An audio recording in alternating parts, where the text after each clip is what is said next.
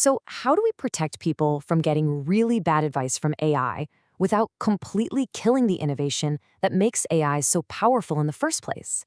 Today, we're diving deep into that exact dilemma, and we're going to use a proposed New York law to see just how tricky this gets.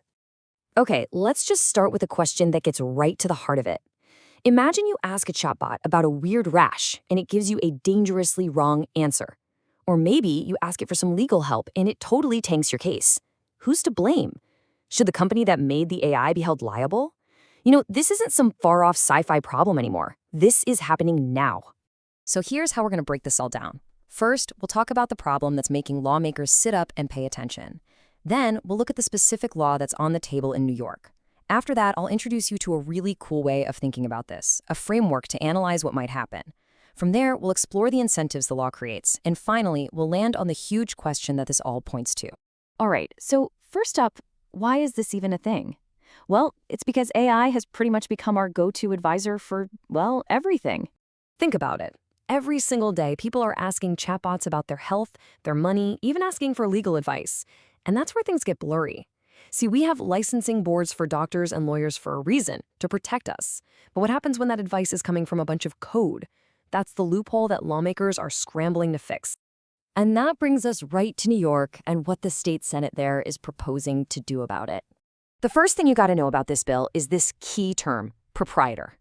And what's wild is just how broad this definition is. It's not just the people who coded the AI. Nope. It's any company that deploys the system for you and me to use. That means they're on the hook. So what would this bill actually do? In simple terms, it says a chatbot can't give you advice that would be illegal for an unlicensed person to give. So no diagnosing your medical condition, no offering specific legal strategy. The whole idea is to build a solid legal wall between what a chatbot can say and what a licensed professional can say. And this is where the bill gets its teeth. A company can't just slap a warning label on their chatbot that says, "Hey, I'm a bot, not a doctor," and get off scot-free. This little sentence means they can't just warn you and walk away. They are still liable. And that right there gives this law some serious weight. Now, the intention here is obviously a good one, protect consumers. But we all know that sometimes good intentions can have some pretty weird, unintended consequences. To really understand how, we're going to use this analytical framework called the autoimmune Trojan horse. I know, it sounds super complicated, but the idea is actually pretty simple. Think about an autoimmune disease, right? That's when your body's own immune system, its defense mechanism, gets confused and starts attacking your healthy cells. Well, this framework says the same thing can happen with laws. You create a rule to protect the system, but it accidentally creates incentives that end up damaging the whole thing. So let's apply that to the New York bill. The protective shield is that broad liability we just talked about. But that very same shield, according to this framework, could be the Trojan horse, a hidden threat that could weaken the entire US AI innovation scene from the inside out. So let's really break that down. What are the specific incentives and unintended side effects we're actually talking about here?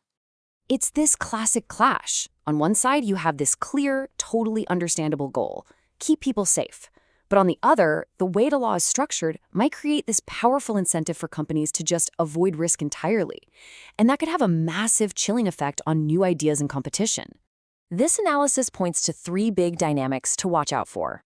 First, the legal risk for any AI developer just skyrockets. Second, and this is a weird one, states might start to see these lawsuits as a new way to make money.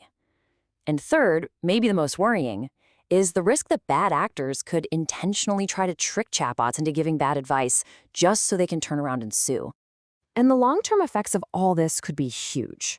Fearing lawsuits, developers might start to dumb down their AI, making them way less useful. Startups who can't afford an army of lawyers might just give up. Or worse, move to other countries with friendlier rules.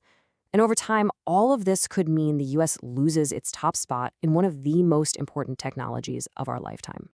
So this all brings us to the final and most important point of this whole thing. We are really standing at a crossroads between keeping things safe and letting them progress. Now, let me be absolutely clear. The need to protect consumers is 100% real and super important. Nobody is arguing with that. The point of using this framework isn't to say the bill is bad. It's to push us to look deeper, to analyze not just what a law wants to do, but what its structure actually pushes companies and people to do. And that leaves us with the multi-trillion-dollar question for everybody, policymakers, tech folks, all of us. How do we write the rules for AI? How do we build guardrails that actually protect us from harm without building walls that block us from the future? Seriously, finding that balance might be the single biggest challenge of the entire AI era.